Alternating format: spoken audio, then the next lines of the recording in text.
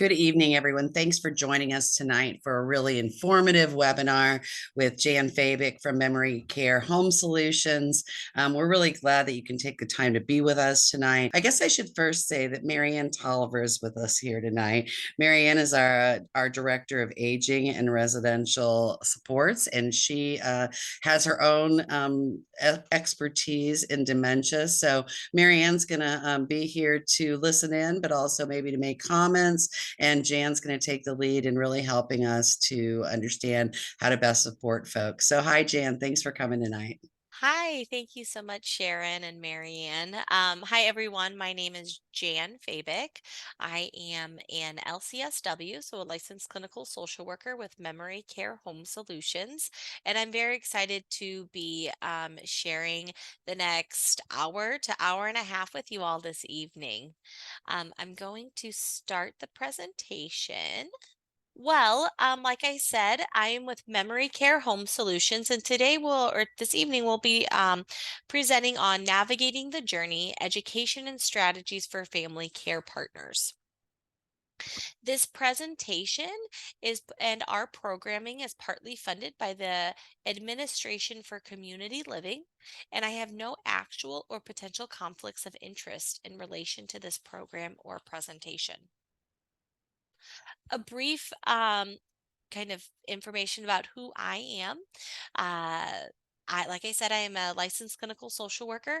I have been with Memory Care Home Solutions since 2012, and I've had a many different roles here, and currently I work as our LCSW, providing direct support to family members who care for someone with dementia or Alzheimer's disease. I do a lot of work with community partners who are either residential homes and or community supports for persons with intellectual and developmental disability, who are starting to see changes in their resident or members cognition, and or there is a diagnosis of dementia. And then I also support our team of dementia navigators through clinical supervision. Where we'll be going this evening is I'll first talk about really the characteristics and prevalence of dementia and executive dysfunction in persons with intellectual and developmental disabilities, understanding and more strategies for communication approaches and cueing techniques, to really help guide the person with intellectual and developmental disabilities as well as dementia, as well as to complete self-care tasks. And then third, we're going to focus a lot on you as the family caregiver, ways to understand what your own needs are for self care, how to identify those, and then some tips in that identification.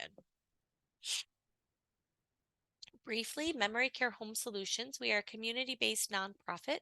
We were founded in 2002. Our former executive director, Lisa Barron, was a family caregiver herself, and she thought that if her family was struggling, there are probably many other family members struggling. And so we were founded with the hallmarks of education into the disease progression, connecting families with resources, and then really working directly with the families to identify and develop strategies for managing difficult dementia related symptoms.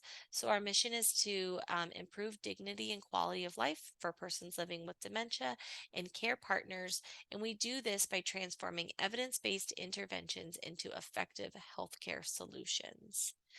We are a non pharmacological support, so which means we're non drug. So we really look at how to support the person with dementia or cognitive impairment, through adapting approach, task, or environment.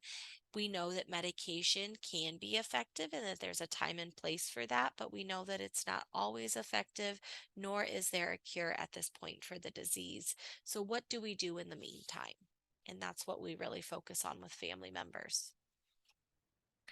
Okay, so to start off, we're going to do a very brief overview of what is dementia, just so we kind of all have the same playing field and understanding. So, dementia is an umbrella term. It describes a set of symptoms for a brain disease. That a person has a brain disease that causes a processing impairment in their ability to carry out daily tasks. So, oftentimes, dementia or Alzheimer's disease is misunderstood as just memory loss. But when we're talking about dementia, especially when we're talking about dementia in the IDD population, there are many other symptoms or processing impairment that you may notice even before memory loss is a symptom.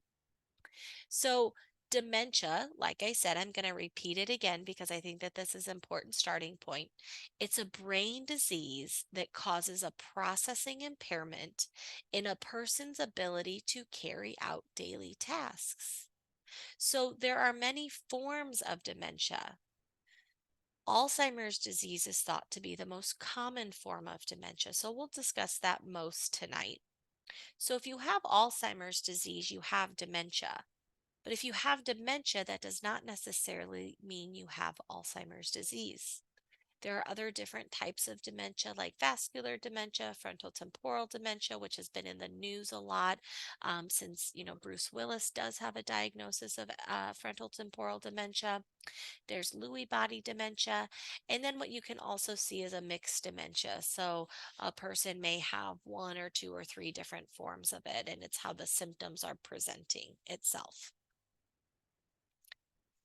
When we're looking at risk factors for dementia, age is the most common risk factor for dementia. Let me see if I can move this a little bit. So, age is the most common risk factor. 1 in 9 persons over the age of 65 will develop a form of dementia. 1 in 3 persons over the age of 85. We're going to discuss that prevalence a little bit more as it relates to IDD, specifically Down syndrome, because that prevalence is much higher for persons with Down syndrome. But when you're looking at the general population, um, you know, 1 in 3 people over 85 and 1 in 9 people over 65.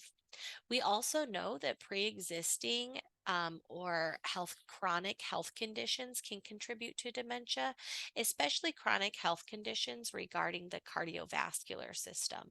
So persons who may have COPD, which is chronic obstructive pulmonary disease. There we go. Um, Also, persons who have CHF, which is congestive heart failure, persons that may have unmanaged diabetes, so not just diabetes, but really unmanaged diabetes. Um, and then also, we see untreated sleep apnea can have increase your risk for dementia. History of brain injury, history of stroke or heart attack. And then the last one there, Down syndrome, does also elevate your risk for developing dementia, specifically Alzheimer's disease.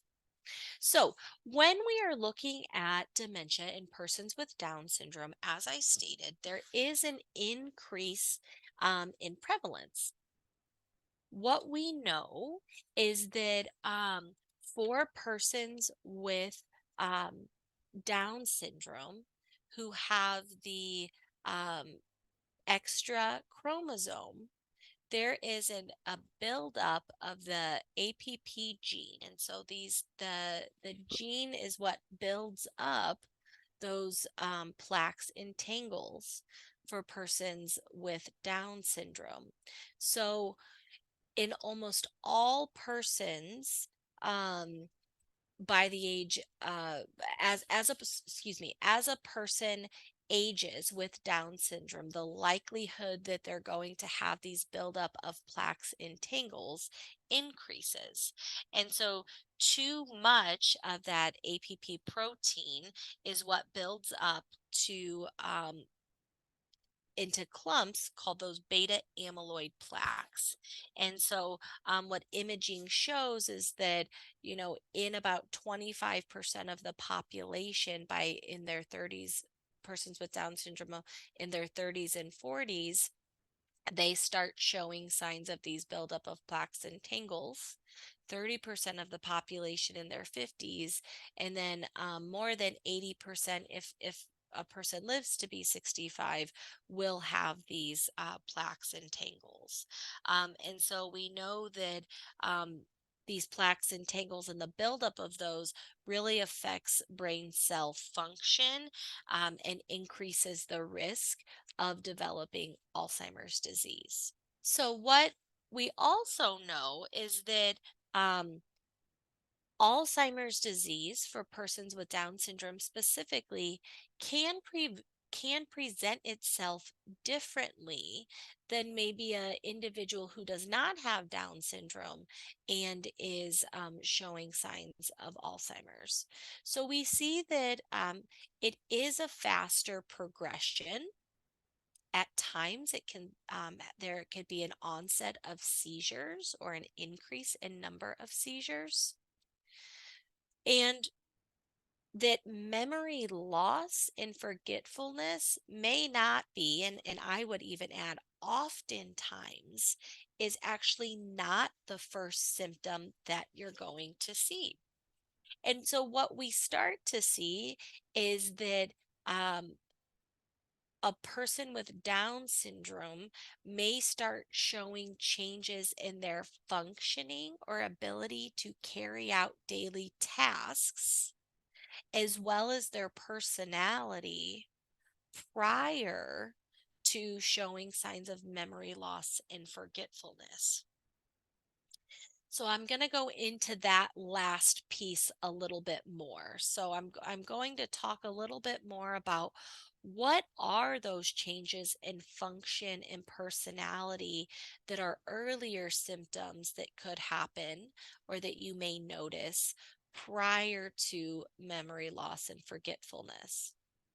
So the first thing that we may well, I this really is not in any order. It's not kind of like a list of what you might see first, but what I'll talk about first is you may start to see um, withdrawal from previously enjoyed social activities or routine.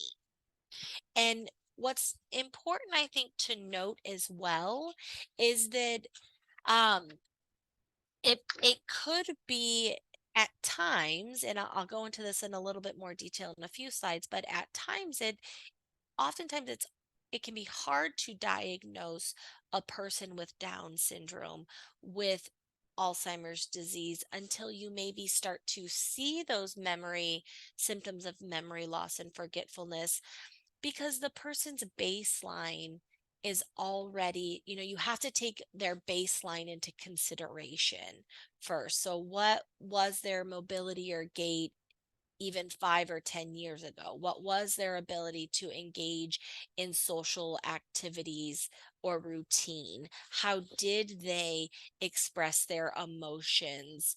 And so it's really looking at, for that individual person, are you starting to see social withdrawal or reduced interest from what they maybe previously enjoyed? Are you seeing a decreased excitement for, like I said, previously enjoyed activities? I'll use an example. I'm currently working with a woman, and she attends a day program, and that was her, that is what she lived for. It's how she oriented herself to what day it is. It's where her social outlets were. And what started happening is we saw a disinterest or almost an apathy to the day program, where it wasn't an outright refusal to go, but she did not have her same excitement, or it didn't provide the same level of enjoyment to her anymore.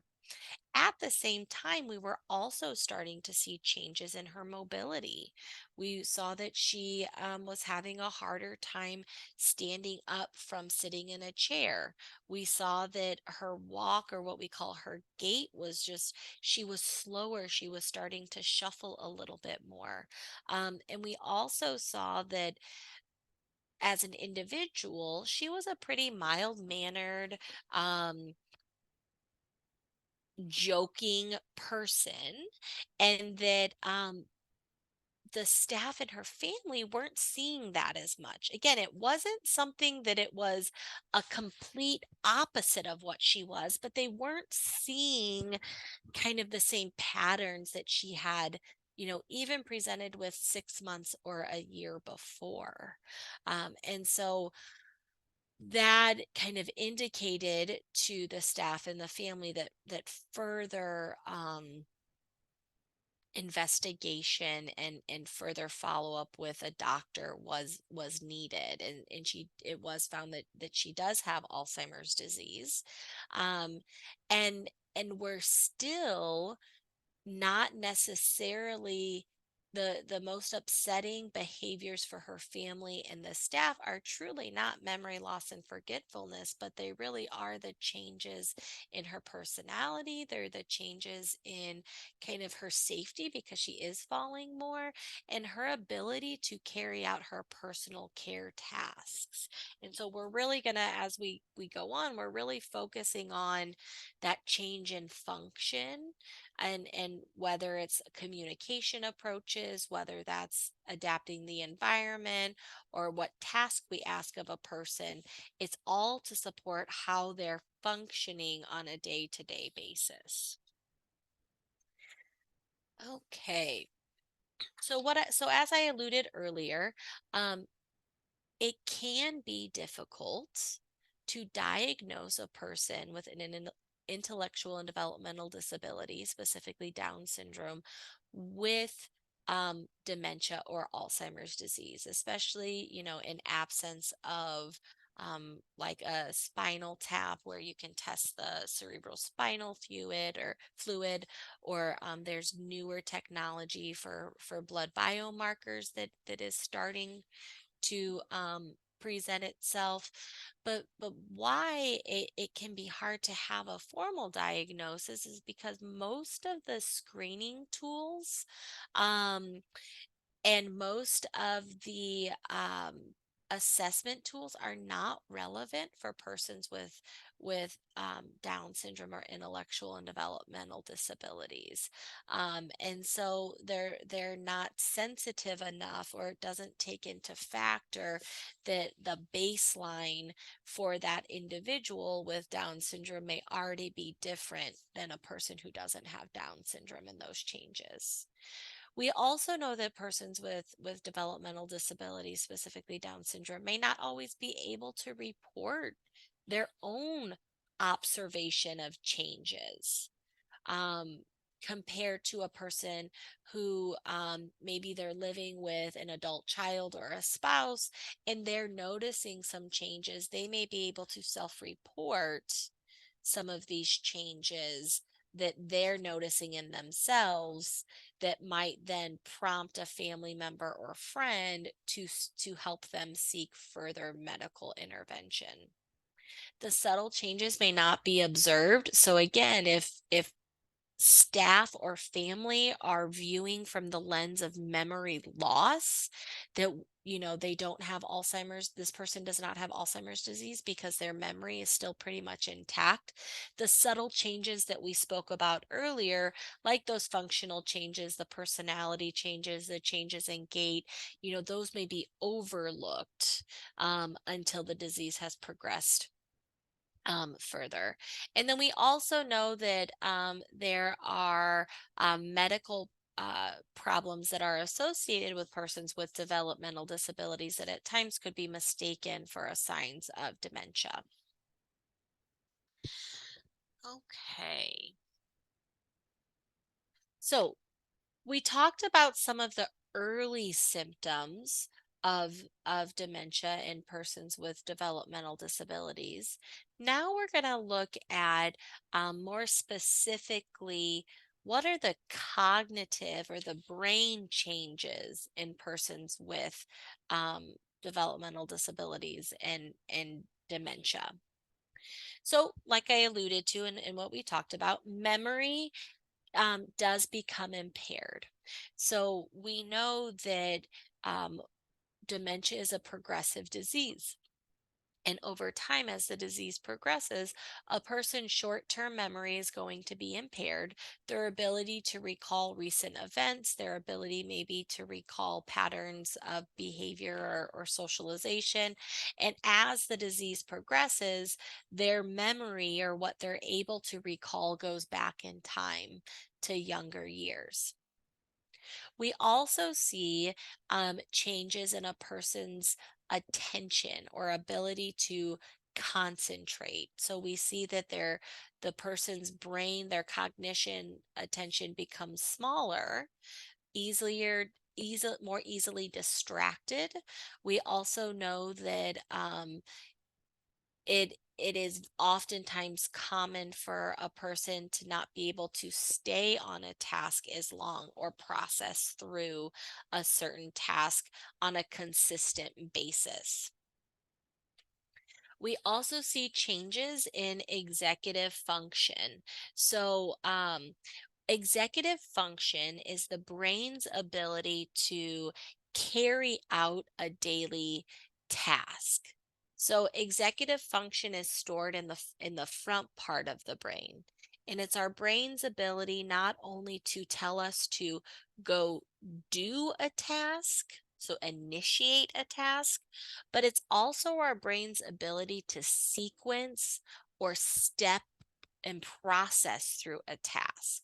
So, oftentimes, what we find when a person is having changes in executive function is that that person may know the end result of a task. So, the person may know the result of eating lunch. They want to eat lunch.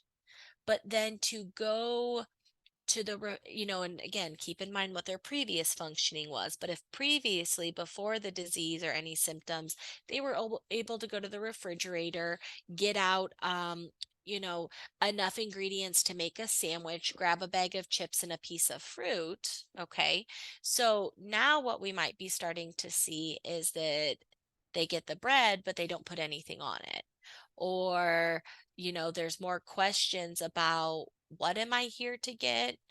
What else do I need to get out of the refrigerator? Or they're just not getting the full picture or task at once. So that's what we mean by a person's ability to sequence or process through a task changes. The person may ultimately know that they want to eat lunch, but the steps to get there become harder. We also know that dementia changes a person's ability to process through all five of their senses. And so there are changes in a person's ability to hear, to taste, to see, to smell, and to feel. So that's why a lot of times, or oftentimes it looks like a person's might not be hungry anymore. They don't eat as much because their ability to taste and taste food is impaired. And so something that's more bland or that isn't as flavorful might not be appealing anymore. So we see people a lot of times gravitate towards really sweet or really salty because they can taste that better. They're stimulated more. We also see oftentimes that a person um, may not necessarily be hearing impaired, but they're having a harder time understanding language. It's taking them longer to process through language. And so you might take that person to the audiologist. They say their hearing is fine, but they're still delayed in responding or not paying attention. And it's oftentimes it's because they're having a harder time processing language of what is being said. Verbal language, I should say. And another one we see is, especially when it comes to personal care and a potential assistance with personal care, is that feeling. We have a heightened sense of feeling. We maybe are more bothered by certain types of clothing. We don't like to be too hot or too cold anymore. The shower may feel uncomfortable because it's just overstimulating and my brain's not processing that the same. We see changes in a person's body movement, so, or what we call motor planning.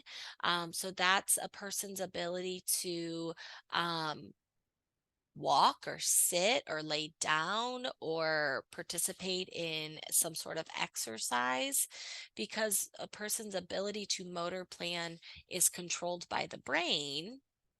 You might see a person have a harder time sitting on a chair or standing up, not sometimes not because they're weaker, but it's their brain is just taking a longer time to tell their feet and their legs and their arms what to do. And then we also see changes in mood. So, like I stated earlier, we see changes with personality. We see changes in a person becomes more reactive instead of responsive. And we also know from a caregiving perspective, a person with dementia is going to react to your emotions or what they're perceiving your emotions to be. So we're going to really talk about that a little bit more in the communication section. But all of this is to say that dementia is more than just memory loss and forgetfulness, and it really affects every aspect of a person and every aspect of a person's ability to carry out their daily tasks. So I went through some of these examples, so I won't go over all of them, but I think what's important to take away from this slide in particular is that memory loss is oftentimes not the first symptom, and there are many other common dementia related behaviors or symptoms that could present themselves prior to memory loss. And so it's just really being attentive to that specific person, whether it's your family member or whether you're a support staff. And anytime you notice changes, to bring that up or to discuss it with the appropriate person. We also, why that's important also is because um, there are pseudo dementias, or at times there may be what we would call reversible symptoms. If it's a true dementia, it is not reversible. Okay, but at times medical conditions such as urinary tract infections, blood sugar imbalances, medication interactions, or not taking medication appropriately, dehydration. These can produce symptoms that mimic dementia but may not be dementia. And so it's really important, at any point in time, if you're observing any changes, to have a conversation with a primary care doctor. We start off by ruling out any of these reversible causes of memory and thinking changes. And then we start to look into other is there a dementia going on? It can be scary, if you're listening to this presentation and you might be the family member or support staff for persons with intellectual and developmental disabilities. It can be very scary to kind of have a realization of either my loved one or my family member or people that I care about deeply maybe having these symptoms, especially because there is no cure. But there really are a lot of tools that you already possess. Um, and you are the expert in that person. So you are the best person to help provide the support and care. So it's really looking at their strengths, their interest, what motivates not only the person you're caring for, but you.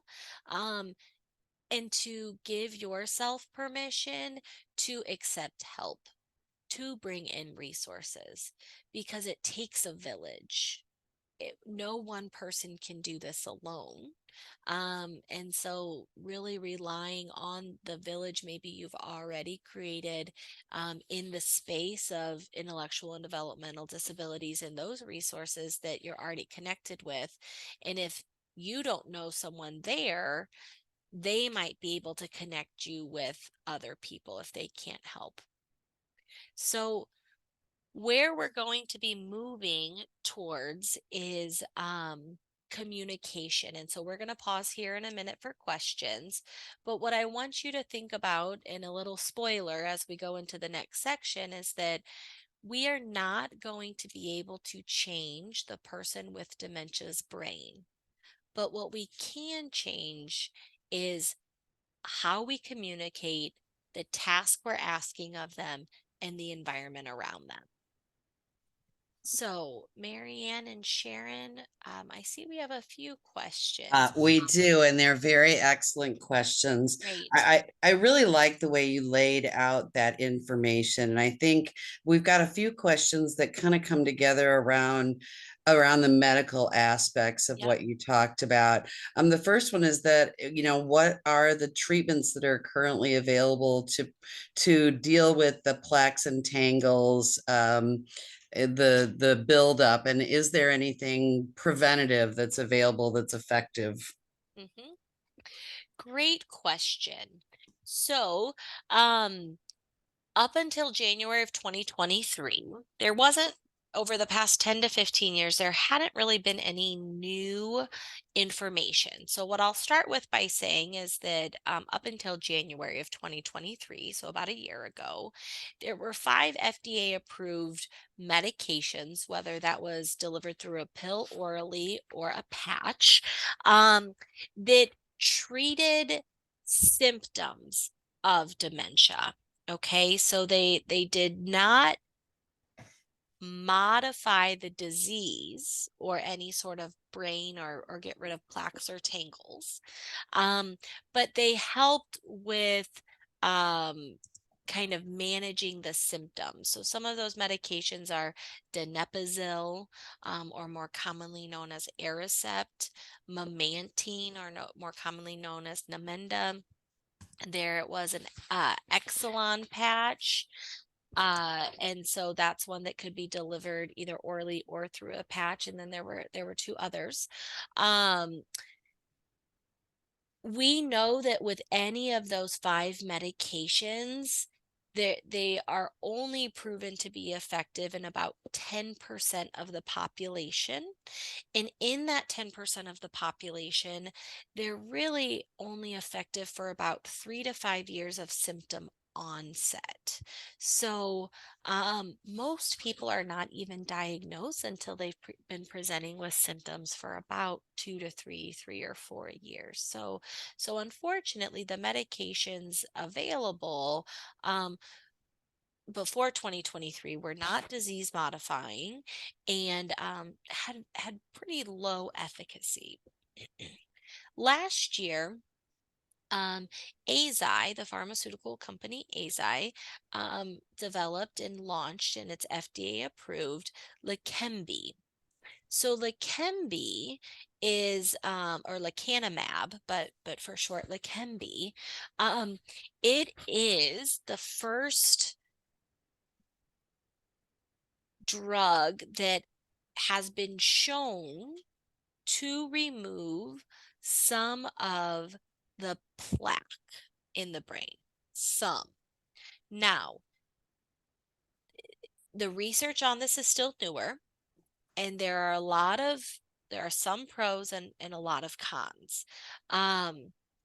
It is a very costly drug, number one. So to administer Leqembi, it costs $26,000. So at this point, Medicare has agreed to pay for that, but it is a very costly drug. This drug is only been tested and proven to be effective in persons with mild Alzheimer's disease. So if you have any other form of dementia, like a vascular dementia or a Lewy body, you do not qualify for this drug.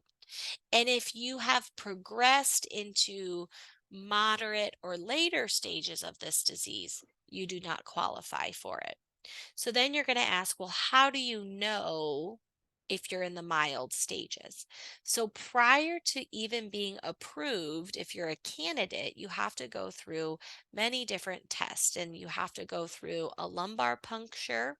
You need to go through a PET scan, and then they also do blood, that biomarker testing.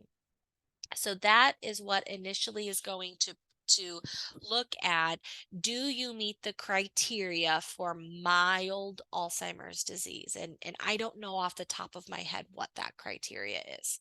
But you also need to be followed by a neurologist who is approved to administer this drug. So, like, I know that the Memory Diagnostic Center here at St. Louis University delivers it. Um, what research is showing is that it does have efficacy for about 12 to 18 months of slowing down and removing that buildup for about 12 or 18 months.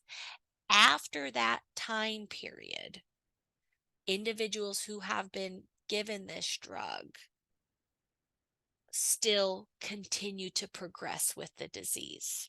Okay, so it is not a cure. It has shown to remove some of that buildup of plaques, but only for about 12 to 18 months. The other thing I should add is that this drug, Leqembi, is delivered through an IV, and it's delivered every 2 weeks. So logistically, it is a very, very uh cumbersome, and it takes a lot of commitment. And side effects of this drug: headache, nausea, um, flu-like symptoms. But the two side effects that I really want to make sure I mention are, or the one primarily is called ARIA, and that's brain bleeds. So this drug has been shown to increase a person's chance for brain bleeds. And the only way you know if you have a brain bleed is through imaging. So when you are given this drug, if you've been approved, if you've gone through the screening, you've been approved, and you're given the drug, you have to go through routine imaging. I think it's every month or two they do another PET scan. And so what is still unclear, if it is covered, is any of the imaging, lumbar puncture, blood work to see if you qualify, and or for monitoring. So persons are still at a loss, or it's still unclear what is the total out of pocket expense for an individual, even though Medicare agrees to pay for the drug itself. Thank you. That's the latest news. I will also say that we're fortunate in St. Louis that we do have a local neurologist that's working on a clinical trial, one of 5 in the Yes, yes, country thank funded you. by NIH. And so we can share some information from Dr. Ansis's work Yes, thank with you you. as well. And also, this is an interesting question to me, how aware are medical professionals in general about the need to screen for early symptoms or ask pertinent questions of caregivers and staff about what they're seeing? When you talk to people in the medical field, do they understand that this is a predominant issue for Down syndrome and know how to gather information, or is it really in the hands of caregivers and staff to make sure that they are making an argument about what they're seeing? It is in the hands and the advocacy of the caregivers and staff, unfortunately. And I think that I would also, I will venture to say, and I've been doing this for 10 years, that it's not just for physicians or primary care doctors who support persons with Down syndrome, but in a general population, the knowledge is there that we really have a crisis on our hands with dementia or Alzheimer's disease, but I don't think in practice it has caught up yet. And so you may be supporting someone who's in that mid 30s age group. Like I don't think that that is inappropriate to proactively go out. You're I think what happens a lot of times is that families, whether supporting someone with Down syndrome or not, if we talk about it too much, well, then I'm jinxing it. But Yeah. I will tell you that the most detrimental thing you can do is not ask those questions, is to not seek early intervention because if it is a true dementia, it is not going away and it is progressive. Yeah. And what you talked about earlier, as far as like the way people assess that, most assessments aren't designed for people with cognitive disabilities. We also use that NTG Good. assessment when we're Yes. working with people Yes. and recommend that really as a baseline for people with Down syndrome that they're doing that. Marianne, are you recommending it at 35 now? Yeah, for those people with Down syndrome, we're recommending it at 35. And the individuals who don't have, we are trying to start that at age 40. Hmm. And just because you see changes doesn't mean that you have the form isn't going to tell you that yes, you have. It's going to tell you if there's changes and symptoms that could be indicative of it being um dementia, Alzheimer's. Yes, that So is a what great point, Marianne. Yeah, what's nice about that is maybe everybody is right where they're supposed to be, where they have been at 35. But then if you continue to do that evaluation every couple of years, when you start to see a change, you're going to have some information in front of you that is very clear cut. The last question, I know we need to And real move quick, on. yeah, I'll just one more thing. And Sharon, even, we would even recommend it being done every 6 months to a year. Just because it can show some of those changes within that time frame. Excellent. So, I see Marianne nodding, so she's on mhm, board with that too. good. This last is really, I think, more of a comment than a Yep. question because I think you answered a lot of this. But we had a question from the audience just about, how hard it is to determine what factors are causing somebody to act differently, and that, how do you know whether it's memory loss or whether it's a new roommate or some other situation that you don't know. And I guess I would love if Marianne, if you have anything you want to comment about any of the slides that Jan had, or if Jan, you want to comment. I think you kind of talked about that. Do that overarching look. Are there health issues? Are there a broad array of things that maybe you need to consider, not just one part of that criteria? Hmm. Yeah, and what I'd like to add is just kind of um a piece to that is the key is function. So we all don't get along with certain people. We all have good days or bad days. We all get tired. We all get sick. But if you're starting to see some of these symptoms along with their ability to carry out daily tasks, a change in that, a change in their ability to relate to their world around them, that is what Yeah. kind of is the indicator more for a dementia. Personality changes that are contributing to their ability or desire to participate in a day program or a workshop. Mobility challenges that are contributing to their ability to wipe themselves or clean themselves or walk to, sit or stand or move to engage in tasks. Mary Ann, Excellent. did you have anything? No, I think you covered that in very well.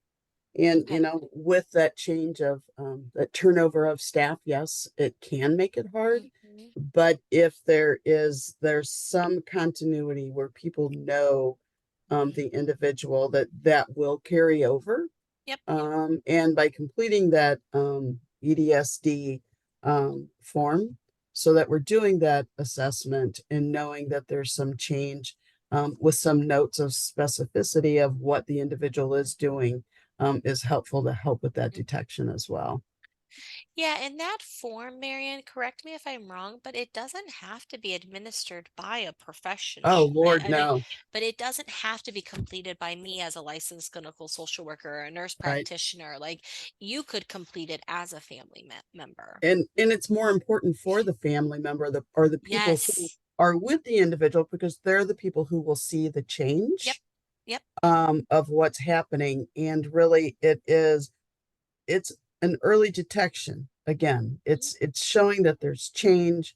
It also has like a piece of looking at their medical symptoms and what has changed in their health over that time as well. Mhm. That is reviewed within that form. Mhm. Yep. So yeah. Thank you. So we're going to move on now to kind of the communication approach that can be adjusted and really some of our top tips and strategies when communicating. So like I stated earlier, we are not going to be able to change the person's brain with dementia. When there is a dementia related behavior or symptom, we cannot change that. But what we can change is how we communicate, whether that's verbally or nonverbal, the environment around them, or the task at hand. So I'm not going to go into environment or task at hand today. I'm going to specifically stay on communication because that's where we see most family members get into. And staff, most family members and staff kind of get into a place where they feel uncomfortable or not as confident in their ability to do that. So, as I stated earlier, you are the expert for the person that you care for. You are going to need to adapt a trial and error approach.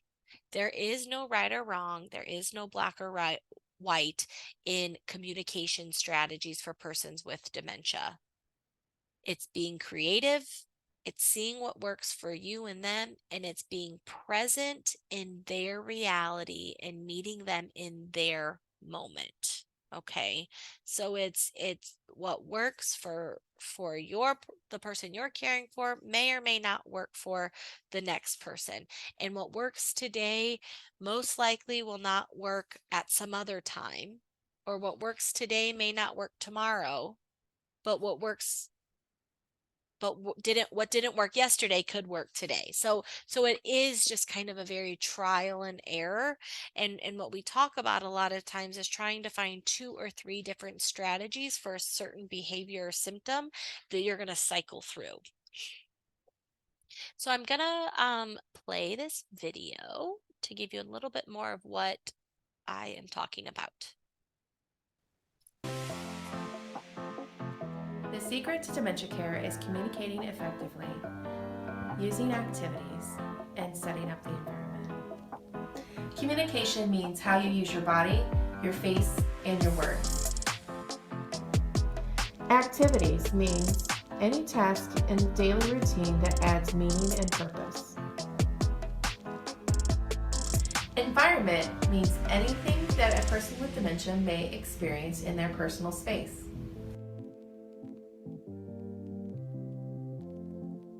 Pay attention to your nonverbal communication. Think of yourself as a mirror. Whatever emotion or nonverbal cues you're showing, the person living with dementia is going to pick up on that and often show them right back to you, even if they are unrelated to the person living with dementia. I was just so angry.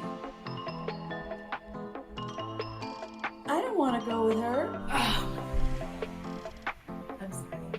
I'll be right back. If you're upset about something, give yourself a quick moment to take a deep breath and refocus before approaching the person living with dementia. Good morning. Good morning. How are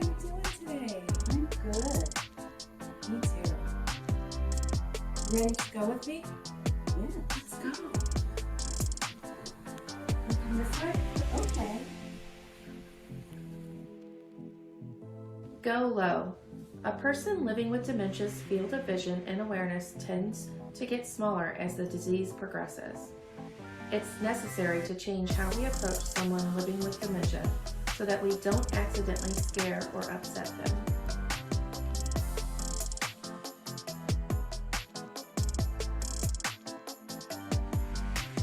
Speak slow. Language processing speed can greatly reduce for someone living with dementia. In a fast-paced conversation and environment, they may only catch every third or fourth word and struggle with understanding. Got some pictures for you. Think you might know these fine people.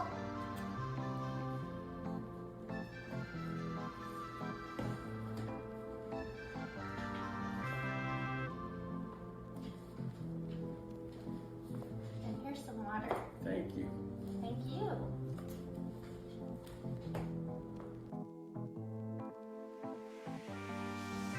Match words with hand-under-hand guidance.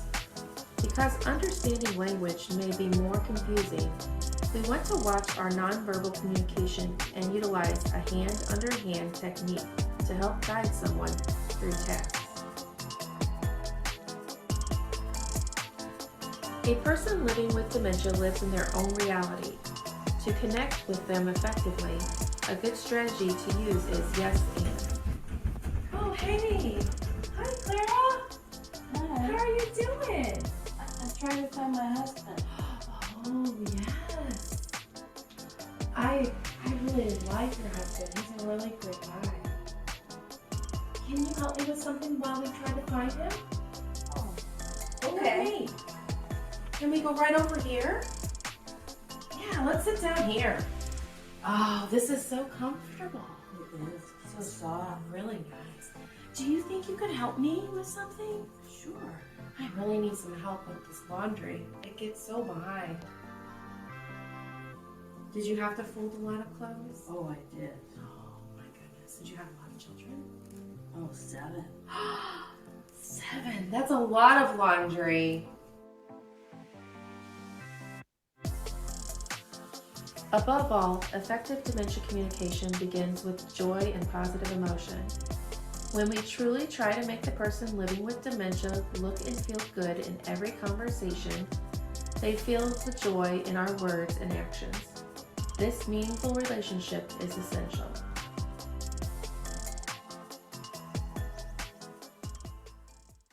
Okay. When you're communicating with a person with dementia, we really look at person-centered communication. And some of these tips, because it is person-centered, may not be appropriate for the person that you're specifically caring for. But they're generally what we recommend because of that processing impairment for a person with dementia. So the first one is not explain too much or ask if they want to do something. Oftentimes, a person will get lost in the detail of what you are saying and not the action of what you're trying to get them to do or say. And so when you're working with someone who has dementia, it is more effective if you keep things short, simple statements. It's also hard when you get to a point of asking a person if they want to do something, because if they say no, you're stuck there, right? Would you like to go? Are you hungry? No. Do you want to eat? No. You don't have anywhere to go from there except for to kind of back out and restart. So a lot of times it's better to make the statement, "Oh wow, I'm getting hungry. It's time for lunch. Would you like a turkey sandwich or a ham sandwich?" Where you've prompted them, or to the next point, you've guided them to a step or task that needs to take place. Using one-step instructions. oftentimes a person with dementia is not going to be able to process through multiple steps or multitask. And so it's really, how do you set up the task? How do you set up the environment to give them a one-step instruction, whether that's verbal or visual or written or gestures. And then this is one that is very, very, very hard to do. But it is usually not helpful to try and convince a person of the reality of a situation, because in their brain, in that moment, what they are perceiving, what their brain is telling them is absolute truth. And so we need to step into their moment. We need to step into their reality and then communicate through there. So, Marianne and Sharon, are there any questions for that? There's a question that, are there communication trainings available for caregivers?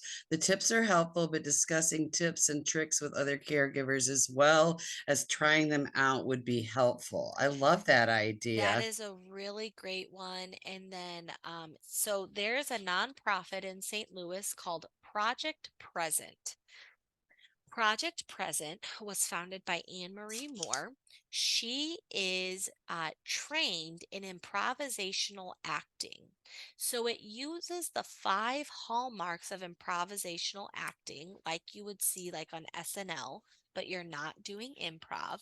But it uses those 5 hallmarks of getting out of your head, being present in the moment, practice practice practice active listening, yes, and making others look good. It uses those 5 hallmarks to teach caregivers how to interact and communicate effectively for persons with dementia.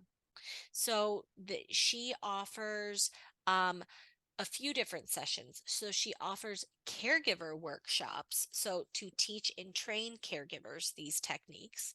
She offers improv groups for persons with dementia and care partners. You're not getting on stage. Usually it's a group of about 8 to 10 people in a room in a circle, and it's really to engage in fun and joy with the person you're caring for, because we know oftentimes as a caregiver, what's the first thing to go when you're stressed and overwhelmed and you're just bogged down with task after task? It's joy and engagement and fun.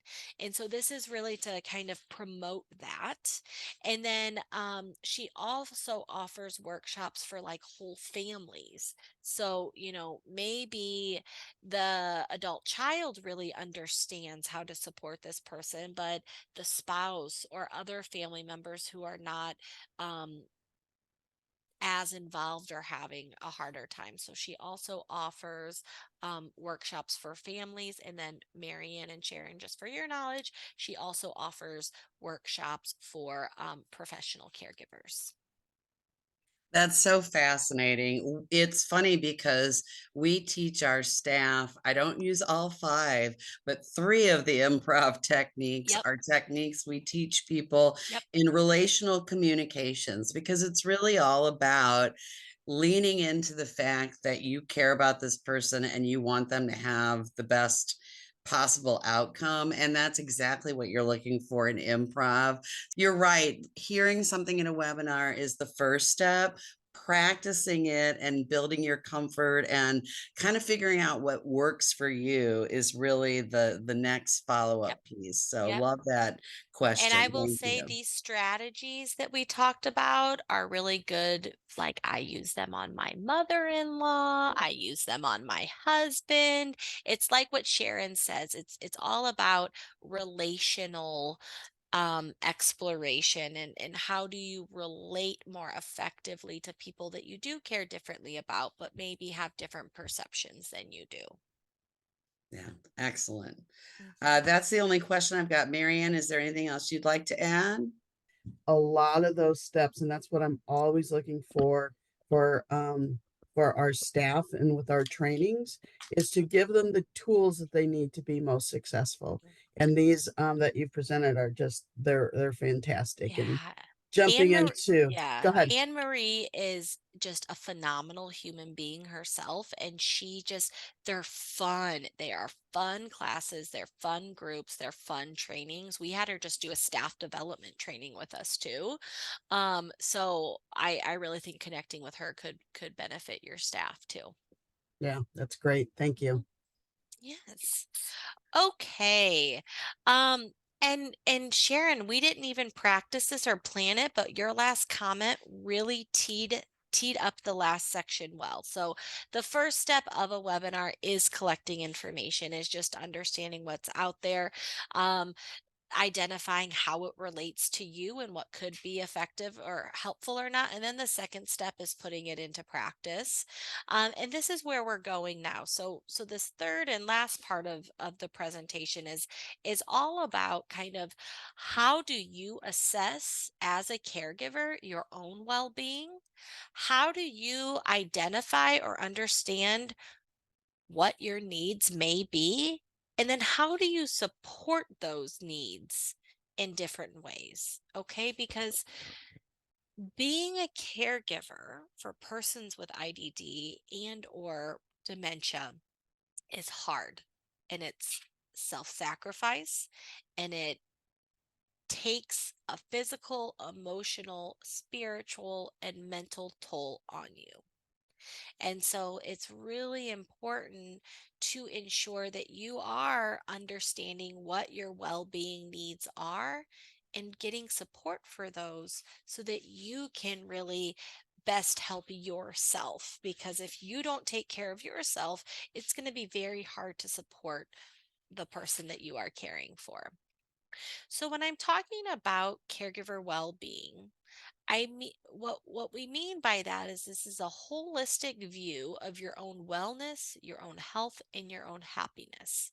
So it can be made up of many different things: physical, economic, social, psychological activities. It could be, how you perceive yourself in your work setting, what you identify with to play or for recreation.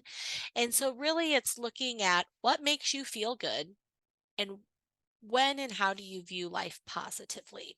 Okay.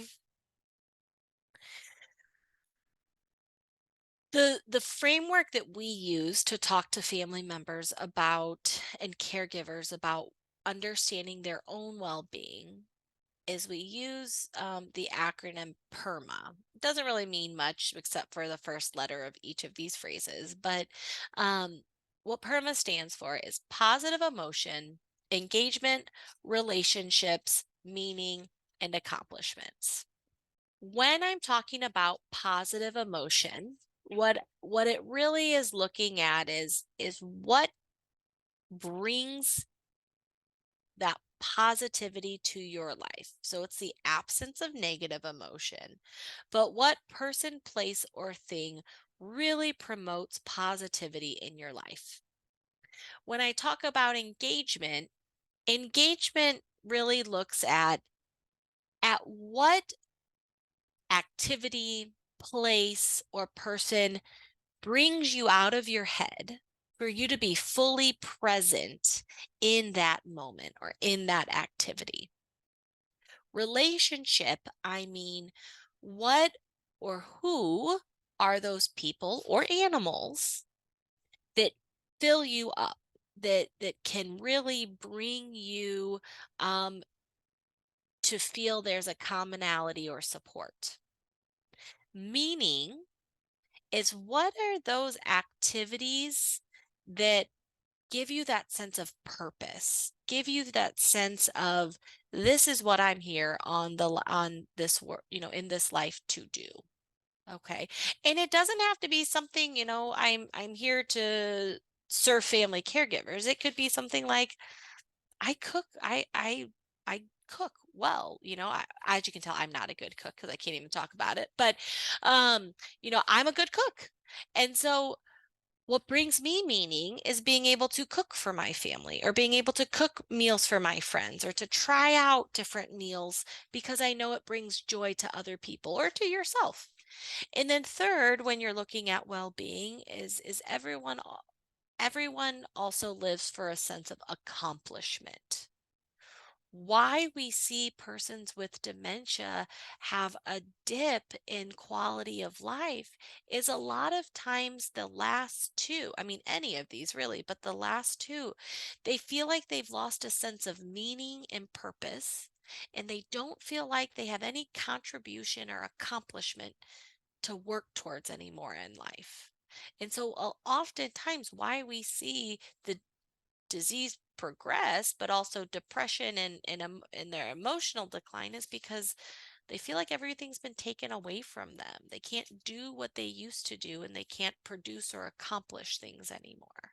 So, when we're looking at how to support your own well being, these are kind of the 5 areas to start assessing and taking kind of internal um, whether it's an internal dialogue or just kind of a mental checklist, are you able to identify a positive emotion you have or something that can get you out of your head in engagement? Do you have those people in your life? Is there something that gives you meaning and purpose? And do you feel like you're working towards an accomplishment?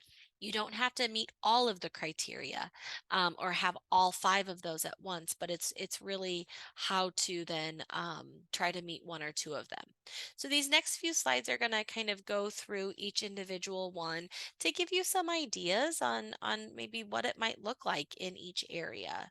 So the first one, as a caregiver or as a human being, I should just say, how do you cultivate a positive emotion? So who are those people? What are those places or activities that bring you pleasure? So, a recommendation would be, set up an area just like this top corner up here. Maybe set up a small area in your home where you can have some potted plants or you can have bird feeders out the window that you look out most often. Or, do you have an area in your home because you're someone who really likes books and learning? Do you have an area in your home where you can have a soft chair and a light and some books set up? So, what are those things that you can see in your home or that you can go to often to give you that sense to help you cultivate positive emotion? Another way to do that is a gratitude journal. It doesn't necessarily have to be daily, but are there 2 or 3 times a week when you can spend even 30 seconds listing 2 or 3 things that you're grateful for that day? So that is all going to help create and cultivate positive emotion. We also know that when you're looking at uh, positive emotion and when you're looking at ways to de-stress, there are some things that you can do. So the first one is mindfulness exercises. So mindfulness exercises could be a good way to engage and get out of your head. And this really looks at some simple ones are deep breathing, meditation, or visual imagery. For some people, and I know this is for me, deep breathing can get hard because I feel like I get lightheaded too fast, right? So for me, what a mindfulness exercise that works better for me is guided or visual imagery, because I also kind of continually have a running dialogue in my head. So to just sit there and listen to music, it doesn't turn my brain off enough. So being able to participate in guided or visual imagery allows me to engage or focus on what is being described to allow me to get out of my head more. I thought I had more slides to the next 3, but I don't. So I'm going to go back real quick and just talk about RMNA, just to give you some more ideas on kind of what that might look like. So when you're looking at relationships, sometimes it's, the first thing to do is identify who are those people that may give you meaning and purpose, or who are those people that really fill you up, that you enjoy talking to. So identifying those people is step one. And then step two is really looking at, you know, are you able to go get coffee with them? Are you able to get lunch? If you don't want to leave the person you're caring for at home, can they come over and you sit outside by your bird feeders in the sunshine? Meaning is really looking at, you know, when you're stressed and you're overwhelmed, it might be hard in the moment to think about what gives you meaning. So you might have to look back on, like, what gave you meaning 5 years ago? What gave you meaning or purpose 10 years ago? And then try to start incorporating those things into your daily or weekly routine.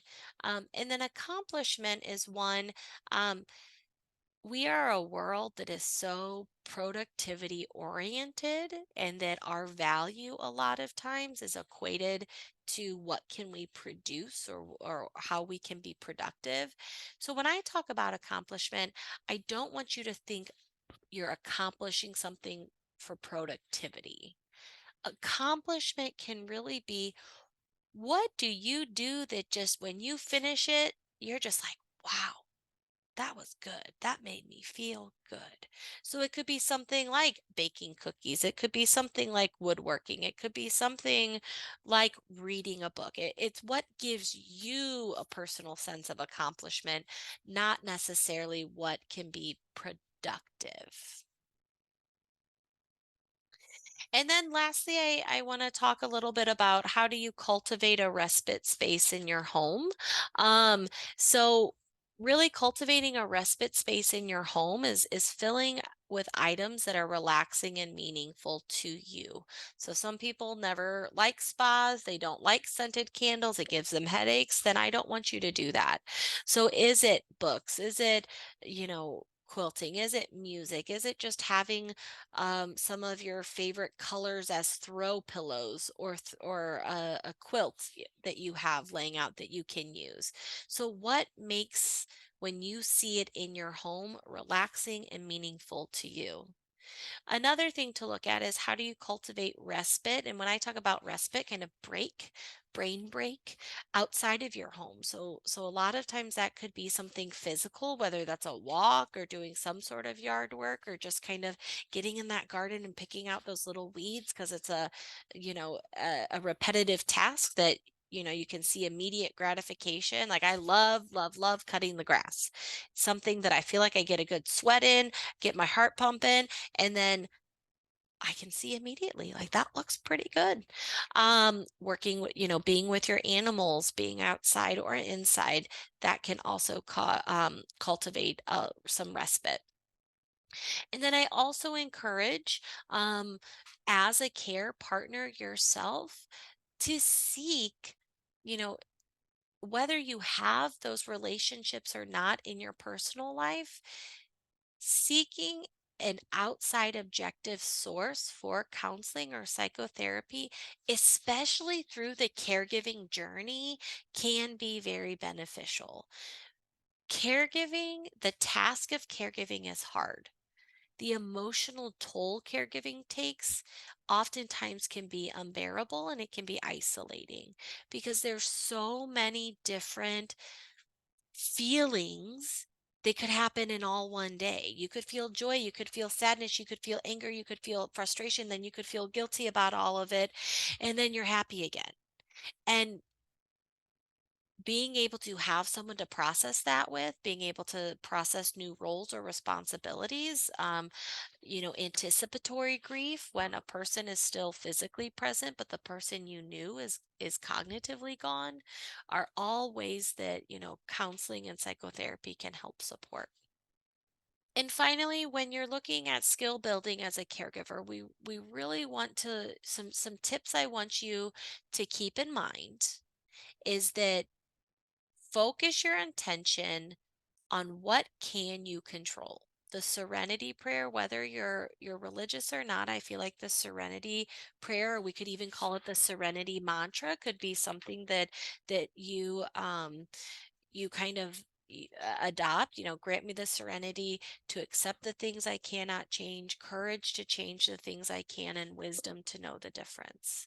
Using a trial and error approach, giving yourself grace, knowing that it's not going to be the same every day, and that's okay. Managing your own expectations and redefining success, and ultimately looking at situations where, if you get to the point where you're feeling out of control, what is one thing you can do in that moment to kind of get a sense back? That could be just walking out of the room.